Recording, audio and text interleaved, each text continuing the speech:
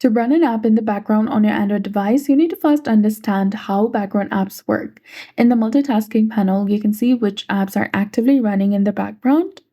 For example, Screen Recorder or any applications and other apps in the panel are not necessarily running in the background. To manage the background apps, you can often stop them directly from multitasking panel. Alternatively, go to your device settings app, then scroll all the way down and go to apps.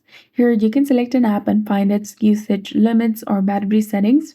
In the battery settings, you can choose whether to allow the app to run in the background without restrictions, which means that it can use much battery as it needs.